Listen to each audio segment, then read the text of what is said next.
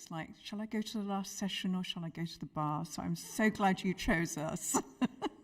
Thank you very much. So what I'd like to do is just really to tell you, because I know you didn't see what was in the manifesto, but you saw all the presidents signing it. So I just wanted to give you a little bit of background, actually. So what is it? What are we trying to do? And what does it say?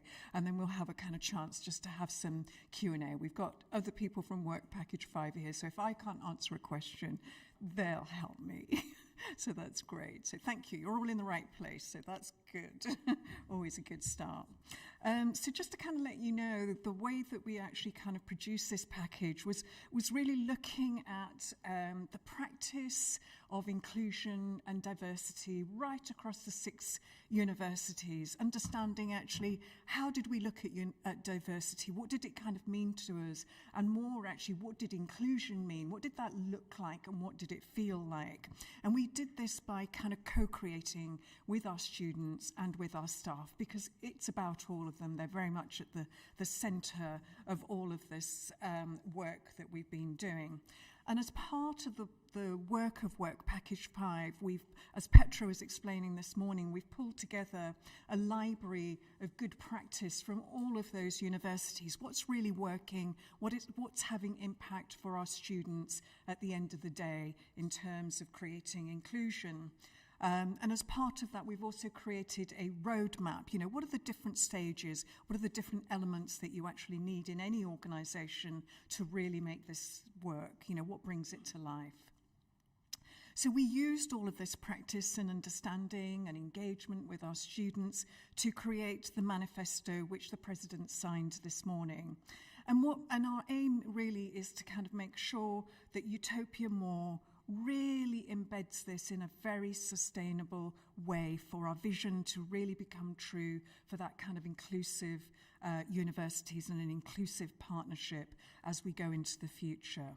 So I'd just quickly like to just talk you through what does inclusion mean for us? And actually one of the things that was very clear to us is that it's different. It's different for everyone. It's different for us as individuals. It's different for us as universities, because this is about treating people as individuals. And I think we have to really maintain that at the heart of all the work that we do.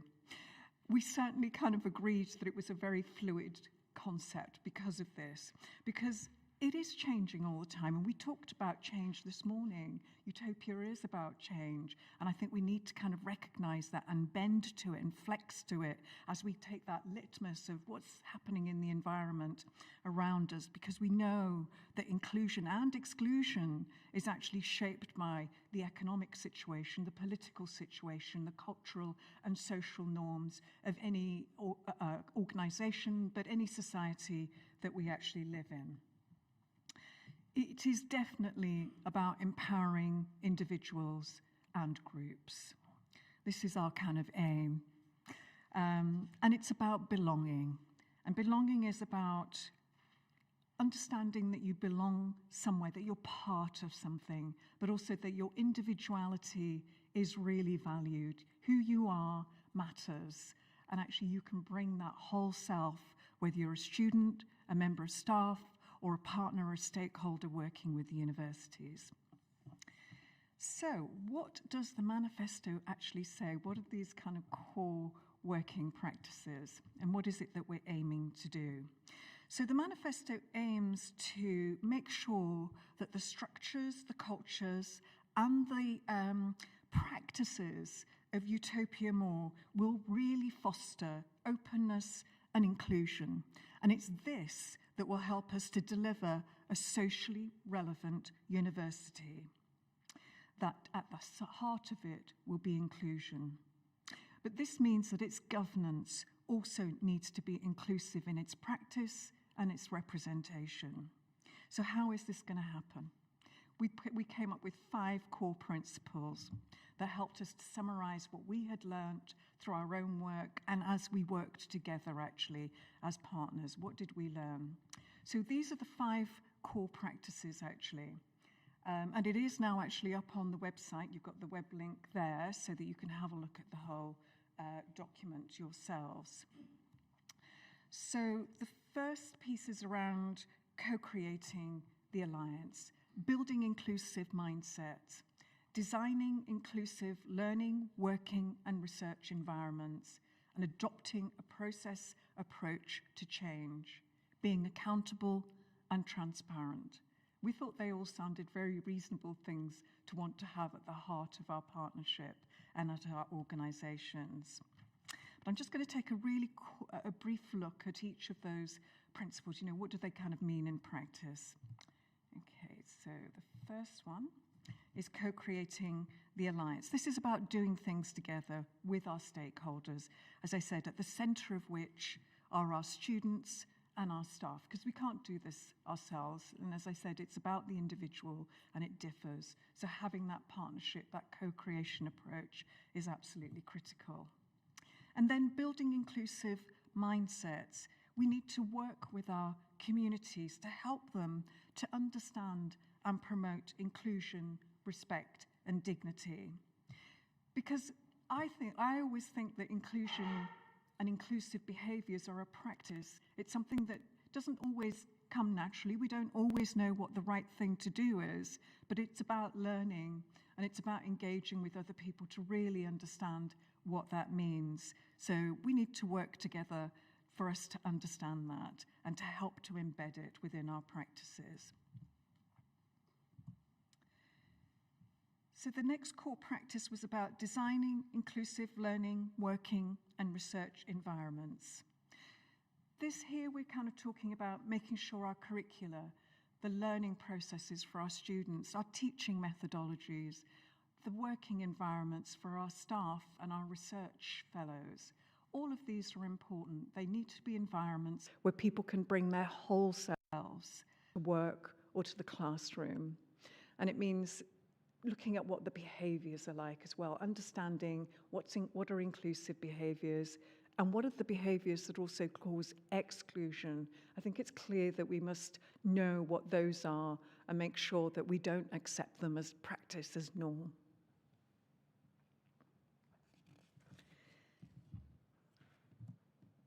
And then we talked about adopting a process approach to change. As Nikki Muckle said this morning, Utopia is about change. By building in processes that systematically allow us to understand where the barriers are, but also to understand what interventions really work. This is the work that will help us to achieve sustainable change that is inclusive. So we must get our processes right. And then finally, being accountable and transparent.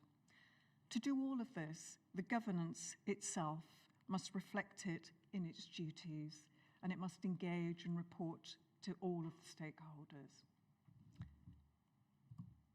So, those are our four practices and how we kind of came about them. And we're really happy. Here is the link to finding it on the web pages. So the rest of the time really is for us to have that conversation. If you have any questions, if there are particular things that might concern you about going forward or just about how we came up with them, we're really happy to take those questions now. I hope that was useful.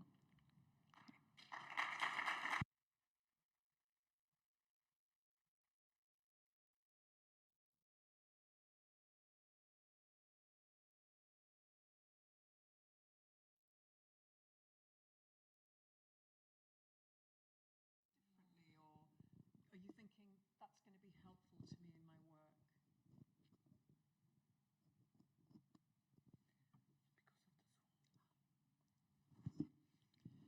Did we have a question behind? No? Okay.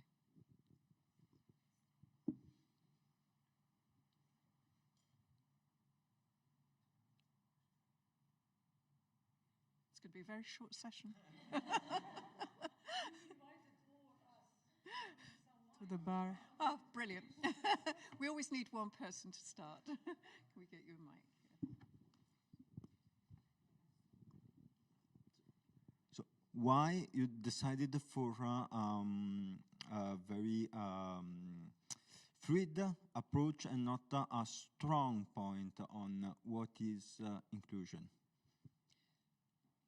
Why is, sorry, what, I didn't quite catch. Why you decided it is very fluid position. Why is it fluid? And yes. not a strong point saying inclusion is this. Yeah.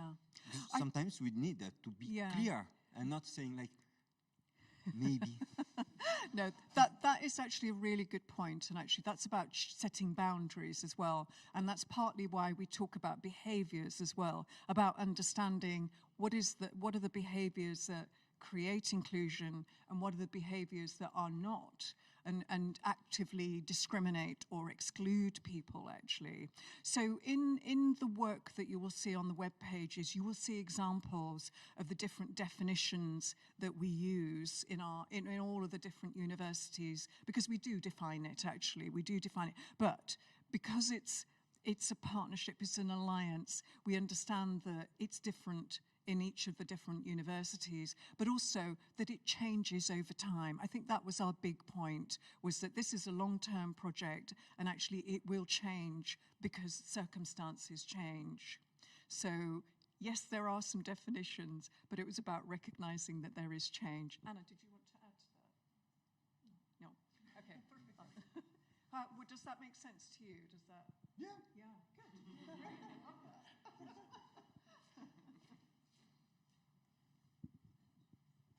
When it comes to inclusion, I think the voices of people in minorities really is important. So I was wondering, where do listening to those voices places itself in these practices?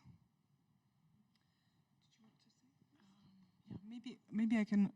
I will also return to actually the entire pool of what we produced in this work package, which is available online, and we speak there about.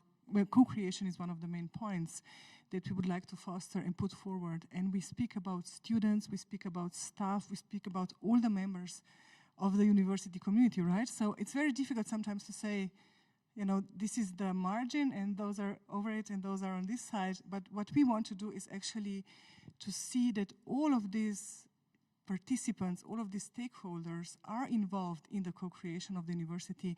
And that means, and we spoke just now about the fluidity of the concept of inclusion. So the definition of, as you said, migrants maybe today is one, and who are the migrants of tomorrow is somebody else maybe, but we stick with the principles of what it means for the university to try to include everyone in the community and try to work with, as I said, all the stakeholders. And how do we get there is a bit more challenging, of course, but we also try to speak about that in one of actually the first things that we developed, where we speak about that we need constantly in the higher education space and elsewhere, of course. First of all, we need legislation, we need guidelines which are continuously upgrading and changing and kind of trying to reflect what the needs are and how we need to respond to them, meaning also, you know, the crisis of refugees in Europe, it has some implications, and as universities we need to respond to that as well, right? So having kind of updating the legislations all the time, setting up bodies that actually work with those legislations, because if we have a legislation or a guideline and there's nobody to implement it, there's no point to it, right? Or there's just some, maybe, you know, it looks nice, but we have to, you know, we have to have bodies that implement those. We have to have the right kind of processes that set them up and then also implement them, but that also monitor them and kind of look at whether they are being implemented in the right way and what needs to be improved and so on. We spoke also about actions that are connected to that and need to kind of feed into to how we actually implement. So a lot of principles. This is, I think, what was also the first question. There's a lot of what we speak about today is principles, but we believe we can put them in practice. And I think we have, tried to present examples of how to do it as well. Thank you, Anna. I was just going to say, picking up on your point around listening, actually, and when we talk about inclusive behaviours, listening is such an important skill. Actually, it's a skill we have to really practice quite hard. It's quite hard to do it, isn't it? I'm sure we all think we're having a conversation with somebody, but actually how hard are we actually really listening to the person who's telling us? And I think this is one of the skills that we need to practice and to get better. And actually also creating environments where people can really speak openly with trust. creating psychologically safe environments, if we're really going to hear what our students are telling us and really going to hear and understand what our staff are telling us as well. So I think it's a really critical point that you raise. Another question, do you believe that this manifesto will be able to overcome the already established social prejudices that exist in communities and all these other places? I don't have a crystal ball, but I will tell you what I think.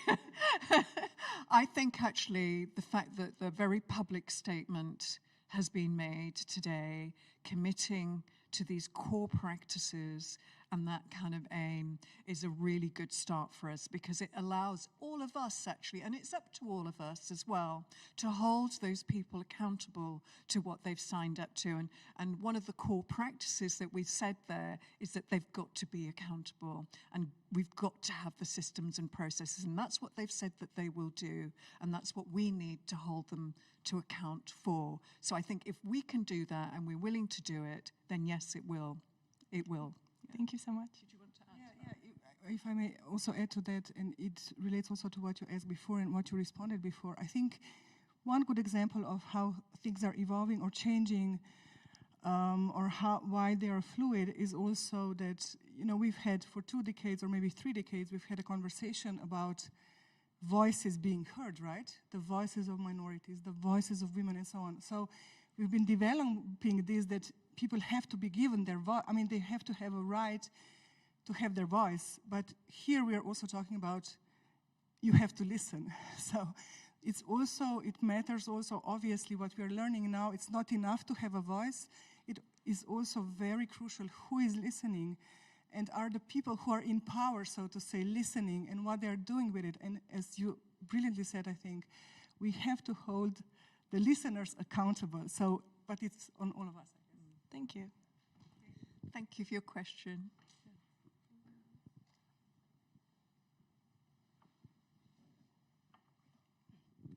I was wondering whether you have discussed any benchmark or key indicators to measure some results or inclusion in general, and if yes, if you could elaborate a bit about it. So I think in our case studies, actually, some of the, we kind of looked at, what is it that people do, but actually also how do you measure the impact of those, so that it will depend on what the practice is that you're looking at. I mean, some of the statistics will be around measuring diversity, for example, but that's only part of the picture. I think we need to think about actually what is the impact then of having that greater diversity. Does it create more kind of inclusion? Does it create better innovation and creativity and better kind of representation? So I think the indicators will always be kind of different. And I know that, for example, at Warwick, we've just for the first time actually created an inclusion index so that we can actually measure how people feel about being in the organisation. Do they feel included? Do they feel valued? Does it feel like a safe environment? So I think it will depend. I mean, other things might be around, how many students you might have from lower socioeconomic backgrounds, for example. So it's going to vary. But Anna may have, Anna's always got some really good information. Just adding to that, another example from our manifesto, I think, is a constant reminder of whatever, as Kulber said just now, I mean, it might be different for different practices because they are relevant to different stakeholders and so on, but what the manifesto reminds us of, I think, is you have to think about the process, right? So who is involved in deciding what is a good impact? Who is involved in creating the measures in your institution or in your environment and so on? So, and kind of rechecking that all the time and engaging again all the stakeholders and so on, and thinking about, how can this process, how can this governance be inclusive? What are we missing? Are we so kind of, yeah. Actually, I just thought of a really good example that we're using, which is actually looking at the attainment gap. So that is actually looking at different groups of students, whether they have a disability, whether it's gender or ethnicity, and saying, so they all come in with the same qualifications, so why are some students not getting as good a degree as some of the other students? So that's one of the things that we're actually measuring. So what are the different kind of indicators that impact on that kind of final outcome? So the work that we're doing around inclusive curriculums, for example, or making sure that teaching methodologies also kind of suit and take into account students who have a disability or are, neurodiverse. What's the impact of those? Does it help us to finally close that gap? So I think the measures will vary, but I just remembered that as an example of one of the things that we might do. Okay, thank you. Yes, I think some of the questions have already been answered. But I was wondering, what are some of the concrete barriers you encounter because this is very much policy related, inclusion needs to be throughout the whole university, but I can see that it doesn't go so easily as everyone would want to. So what are some of the concrete barriers you've encountered? So I think some of the barriers that we have encountered can be systemic. So, for example, it might be to do with the kinds of qualifications that you need to get into a university. Now, it may be different in the UK, but we know that, for example, if you go to a private school, you're much likely to get higher grades than somebody who is equally clever, equally bright, but actually because of the type of school they went to, it's not so easy to get the grades. But actually you're just as smart. So it's about thinking, how do you then alter your entry requirements, or do you need to kind of help those students with additional classes, summer schools, to really kind of help them kind of demonstrate what their kind of skills actually are. So I think it's about understanding some of those systemic barriers. But then some of the other barriers might be around the culture of an organization, around a university. It might be about the behaviors. Do our lecturers and our tutors understand what it's like to be a student who has a disability, or what it's like to be a female student in a very male-dominated study area? So how do those lecturers and tutors actually alter things? How can they change their teaching methodology? Or actually, how do they kind of step in if behaviors are unacceptable? And we know that that happens on campus. We understand that, there's things like gender violence, for example, or racism or ableism. Do our lecturers, our tutors and other staff, do they know how to step in and handle those situations, or even to recognize them if it's not their experience? So I think those are just some simple examples of where some of the barriers might be. So it might be around behaviors, but it may also be about the way we've actually set up our systems that put some people at a disadvantage.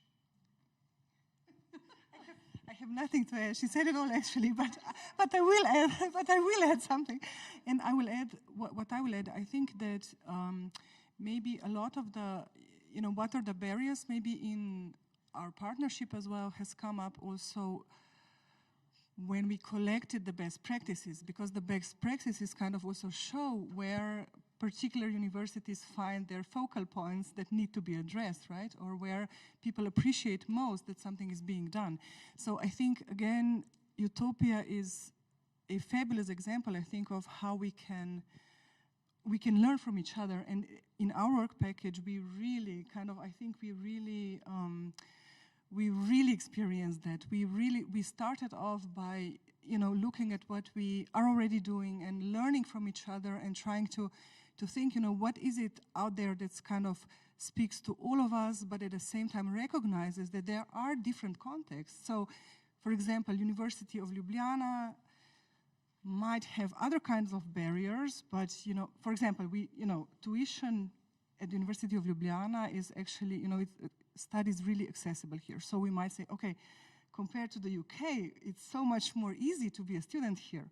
While then at the same time, economic differences or, class even might come through the back door, right? And they're not visible at first hand because we think, well, it's free to study here, so everybody can do it, but it doesn't really work that way either. So we really learn from each other, and I think it's so much easier to do. There's so much out there, right? I mean, people and institutions are doing amazing stuff all over the world, but an alliance like this makes it easier for us to talk to each other, and you know where to turn, and you know where to look for information in this big world of information, right? And speak with people who are actually doing some things, and you have a channel that makes it easier for you to do that. So, so it's just great, yeah.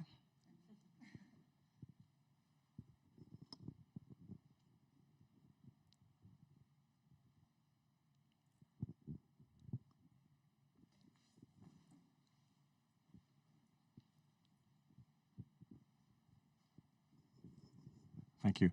Just a really brief question. I was just thinking, you were talking about data and students and such. Of course, there's a lot of data out there that you could look on. Students, entries, where they're from and such. Have you done anything sort of collectively, looked at sort of data cohorts within the different universities? Yes, because that would be interesting also to look at, see, okay, what are the barriers, what are the problems, and solve them, sort of, not solve them, but have a chance to have a joint discussion within the alliance. So actually one of the first pieces of work that we actually did, the first phase, was actually looking at data sets, was actually looking at what kind of data do the different universities use and collect. How do they collect it? How do we kind of understand people's backgrounds and their individuality? And while there were lots of common factors, obviously some of it really differed as well because of the, legislative requirements or not. And also kind of cultural factors influence that as well. So we do actually have that available to us in terms of staff and also students. So we looked at, because we understand, the profile is important, understanding that kind of diversity of our students and our staff impacts on the kind of cultural setting that we have. So we do have that data, and it's one of the practices that we've got as examples of what might work for your university and actually which bits of data help us to understand what. Yeah, so it's all in the case studies. Yeah, so we've done that.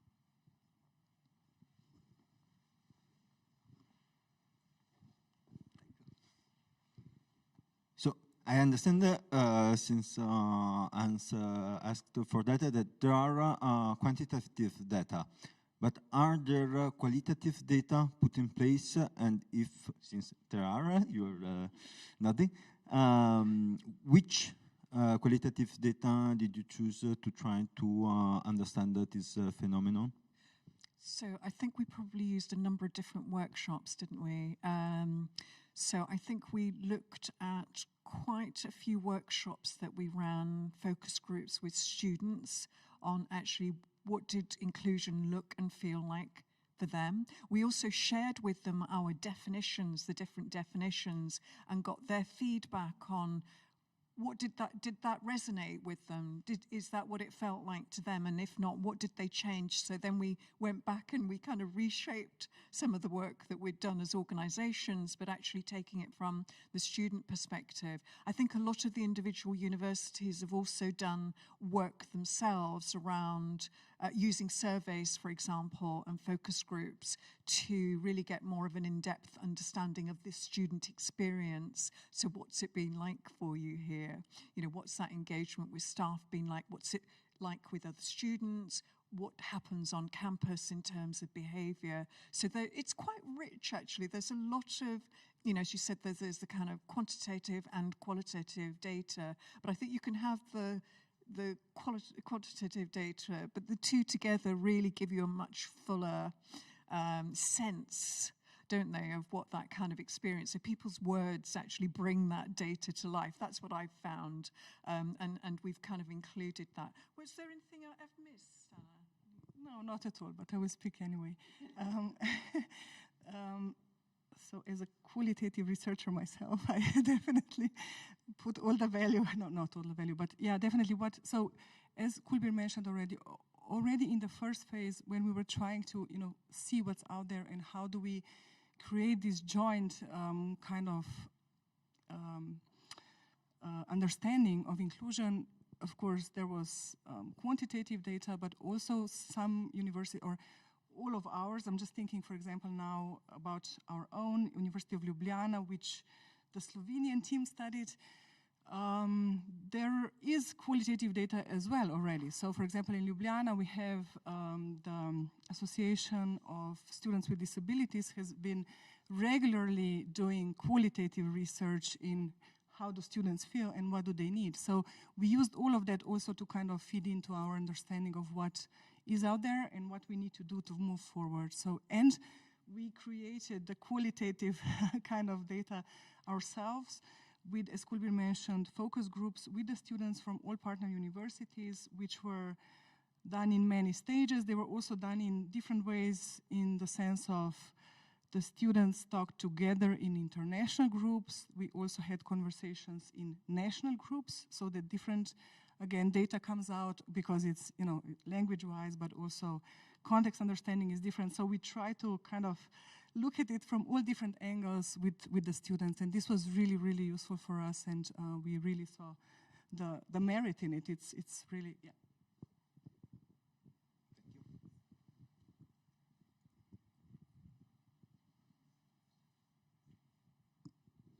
Thank you. Rita Falcão from Nova University. I would like to ask, where do we go from here in Utopia More? Because this work package is gone. Now we have the manifesto. But how do you envisage the future of inclusion within Utopia?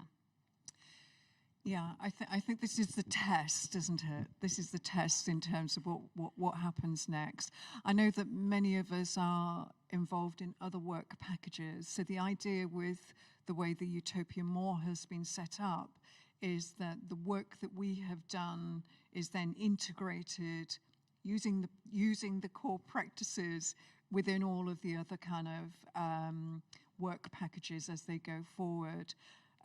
They haven't asked us, or haven't asked me, but if they were asking me, I would say they need to kind of, as part of the governance of each of those groups, they really should be looking at each of those core practices and saying, how are we embedding those within what we're doing, and how are we going to measure that? And I think that's part of the governance piece, because they will need to be, they've signed the manifesto, they will be needing to say, so what have you done? How have you implemented this, and what's been the kind of impact of this, so we can measure, the work that we're doing. So I think that's how it's going to work. That is very much my understanding. But Petra may know more, possibly. I don't know. We do not know more. Yeah, that's my understanding of how it will work.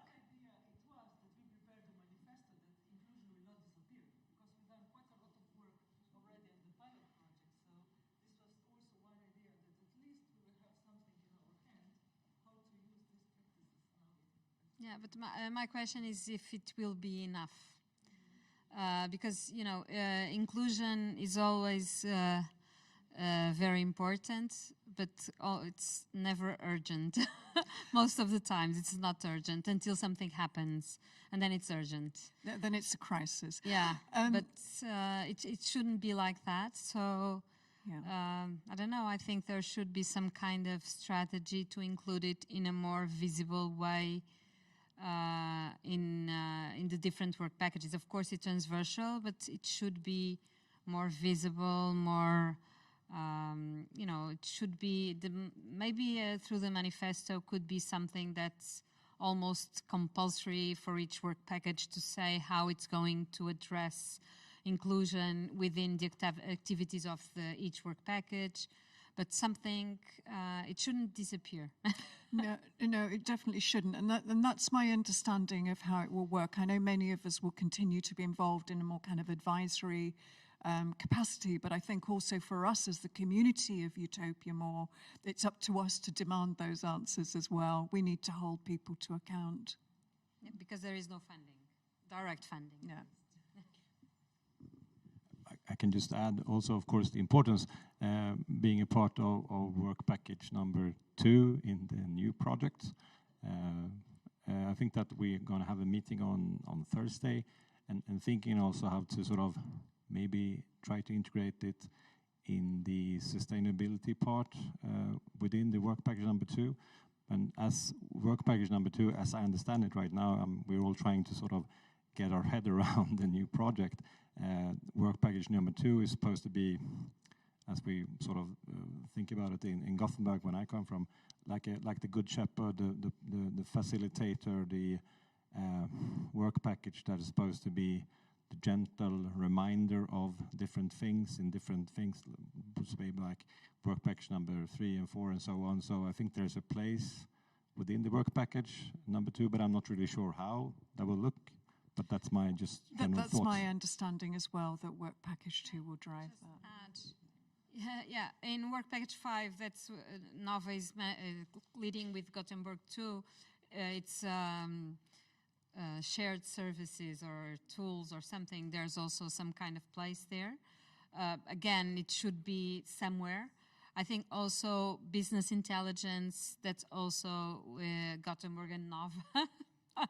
So, and that's in governance, but it's business intelligence, so it could be something in the indicators of inclusion, something we could develop some indicators there in the business intelligence for inclusion.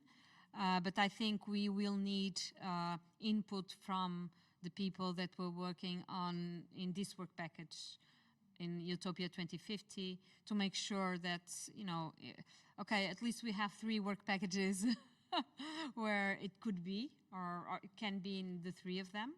So just so it doesn't disappear. Thank you for raising that. I think it's really important, and it's one of the things that we can kind of feedback, that it's been raised again here, that we have concerns. Thank you.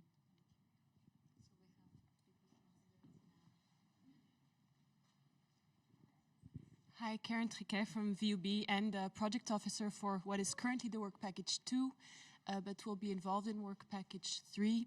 And I don't have the mandate to talk about it on higher levels, but from the way I saw it in work package 2, operationally, inclusion is something that we really work as criteria for the communities that were developed. So I would also hope that as an actionable pathway, we can use the communities and the new connected communities again to use the work that you've done and build this in. So I think work package 3 is also one where we have this possibility. That's brilliant.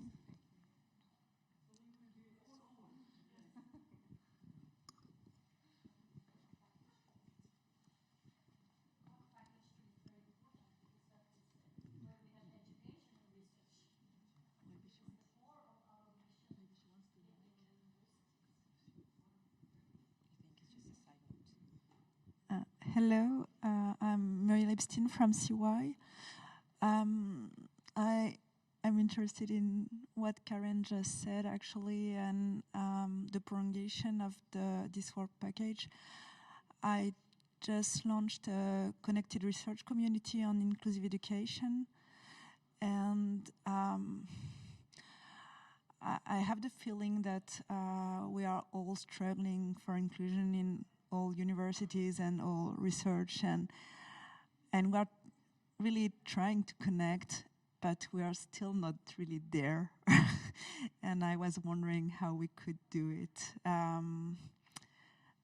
Like, there is this manifesto, and that's really nice, but how do we go further? I mean, there was that diversity week that was nice in CY, and it probably was nice as well in other universities, but I don't know so much. And I think we should keep on. I mean, I know you've been doing it. I'm not telling you not. Just it has to go on, because it's just the beginning. You impulsed it, and for the spreading, it needs more time. I think Catherine wants to answer, actually. Oh, sorry, Catherine, you were indicating. You want to talk? I just want to say that we are not there yet. We have been working with this for 2 years, so it's difficult to say that we are there, and I think it's important to think that we are not there yet. That's why we need really to make this work visible, as you said, and situate it in the different work packages in a more visible way. So the manifesto is just the first part, but the hard part now is the doing. So we have to really now put all this into practice. And how do we do that in our different contexts? That is a challenge, but we have to do it. And as we said, we talked about the fluidity of the concept of inclusion, because we know that we were talking also about disadvantage. We also had to think of what do we mean by disadvantage. And we know that the world is changing, it's not static. So even those groups that we recognize now maybe as disadvantaged or vulnerable, there will be new groups that are not recognized yet. So that's why we don't want to pinpoint these groups so rigidly. But we need to revisit, to review all our practices, our organization, our structures every day, I should say, and see so that we could remove or lessen the inequalities that are in our structures at the moment. So we are not there yet, but we want to move forward closer to this inclusive academy that we want.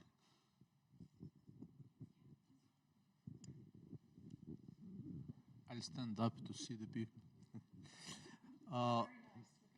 Yeah, maybe maybe we should believe that when our rectors or chancellors signed this inclusion manifesto, they committed themselves really to do something in this direction in the future. So I would recommend all of us, especially those who will be involved in EUTOPIA MORE, to say to the coordinator to ask questions, let's say a year after this project starts. What has been done in respect to the inclusion manifesto? Has it been put into practice or not? So this is one of the, let's say, activity approaches, if you want, for the future of inclusion. But since I have taken the word, I would like to make two more points, if you allow me. The first was that I was part of the discussion on the talents with regard to the universities. What universities do with talents, how they recognize them, how they understand them, how they select them, and so on and so forth. And what was very interesting to me was that the discussion ended that, in fact, we don't really know, and we are not really able to precisely define the talents. So what remains to the universities is to remain open and to be inclusive in terms of letting different kinds of students in and then making talents out of the potentials they are bringing in. That's one of the interesting lessons. And this speaks about another dimension of inclusion, be inclusive with respect to the recruitment policy when students are taken on board. And the other point is that next week I'm going to participate at VUB. There will be a final conference on LEAD 2 project. I don't know whether you have heard about that. You will be there. And I want to address the issue of diversity and inclusive management or inclusive leadership, because it's very, let's say, fashionable today to speak about diversity at the university and the diversity of the environment of the university, and that's fine. And when you bring diverse groups of employees and students in the university, then the question remains, what then? So if you do not practice an inclusive approach to these diverse groups, then you are lost. I think you make a mess. So this is what I think is another point. So inclusion has to do with leadership as well, with with what our government structures at the universities are doing, and everybody else who is in a leading position. Thank you. Thank you, Ivan. And I think that's a really important point, actually, around the leadership. And I think inclusive leadership is actually something that we really need to talk about a lot. And that's part of that kind of skilling and educating and helping people to really fulfill that part of their roles. Do you see any more comments? Oh, yes. Thank you.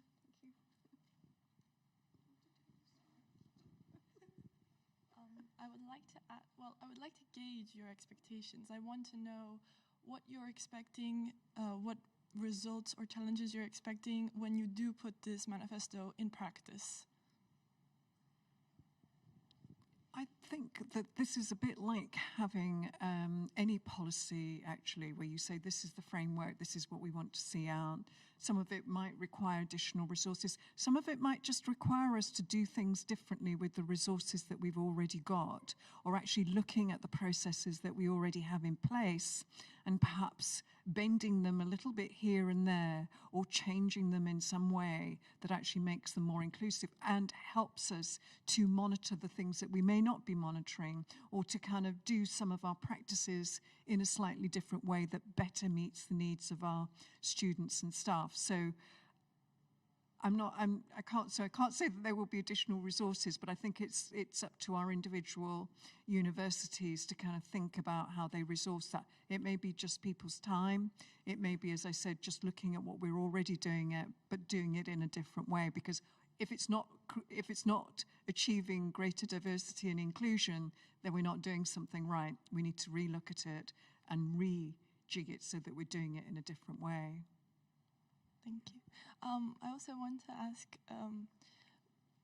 what I am understanding is that you're letting all universities individually work on the manifesto in practice, or would it be like as one, there would be one type of objective in unison that they would be going like on this journey as one? Yeah, I think that's an excellent question. I think the manifesto is about the work of more utopias. So obviously that's something that we're all going to be doing and working together as a kind of partnership and an alliance. But it will probably vary slightly for each university in terms of what's happening on the ground. I guess it's the fundamentals.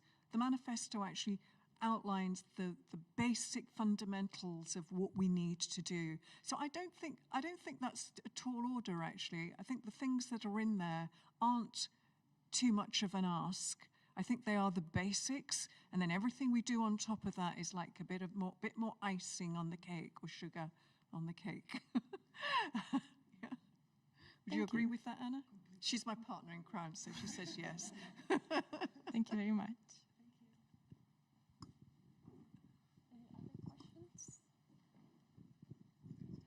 Thank you. So if I understand correctly what you discussed and also how you replied to questions, the manifesto addresses three main domains, so for the students, the staff, and the research. Do you think that the manifesto is referring to all of these three groups equally, or it's maybe easier to work more on students' inclusion, or other sides are a bit more tricky, and if yes, why, or if not, if you could elaborate a bit on how do you see the manifesto in these three parts, because I had the feeling that it was more focused on students and education rather than staff or research, or maybe this has not emerged yet. I think we have focused quite a lot on students in this particular part of the work, but the manifesto and our case studies actually recognise that we can't kind of create inclusion for our staff, for our students without creating it for our staff as well. It's all part of a puzzle. If we're all part of a kind of culture or a society, we need that inclusion, that equity, and fairness for everybody who's part of that community. So I don't see it as being separate. I think if it's not working for one, it won't work for another group. I have to take it. Yeah, completely agree. And it's, I think, or maybe what I heard in your question, so we were not trying to set apart 3 groups. We were actually trying to take in the entire paysage of the university. So it's all of it together, as Kulbir said, without all the parts working properly, inclusively, each is missing out on a lot. So we were not trying to say it's this and this and this, but we were trying to say it's all of that. All of that needs to be in place. It's not just about, you know, having a diverse population of students. It's not enough. So all of it needs to be in place to really function in the right way. Yeah. Thank you. Thank you.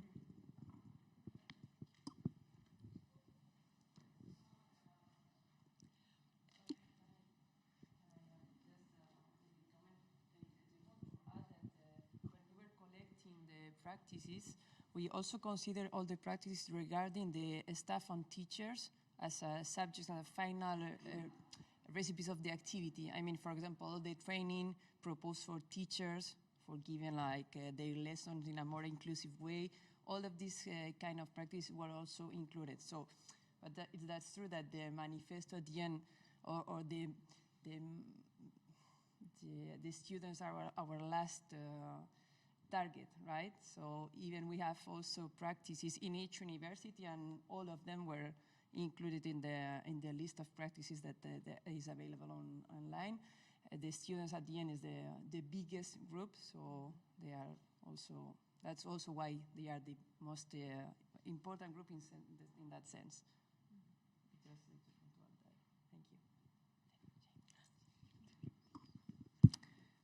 Thank you. Okay. Last chance for a question. Oh, we have one there. So Really missed that. Yeah.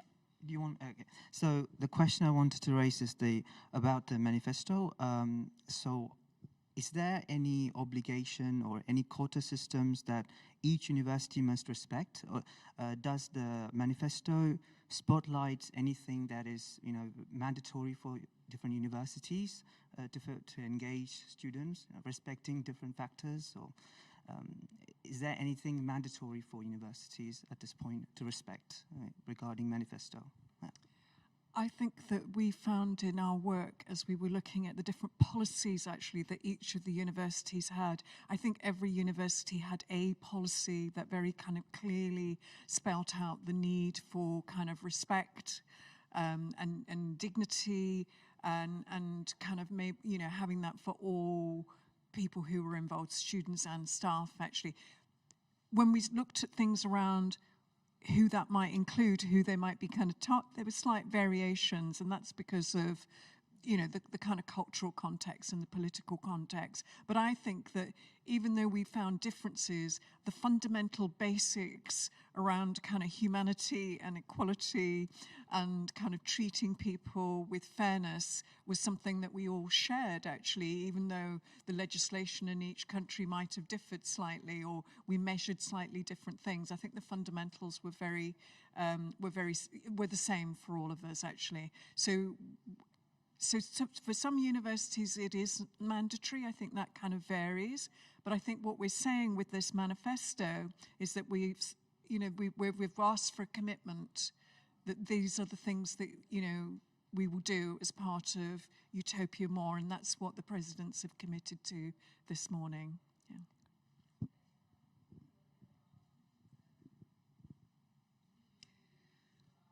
Okay.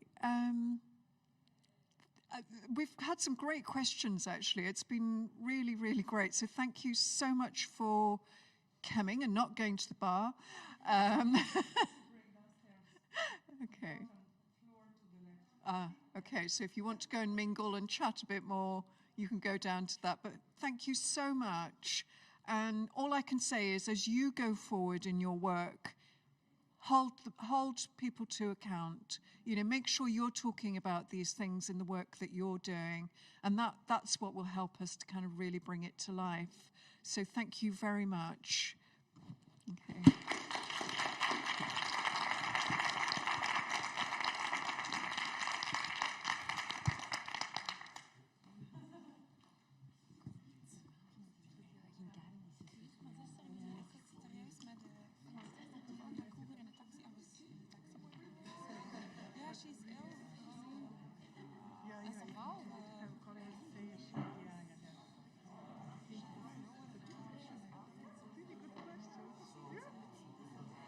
much.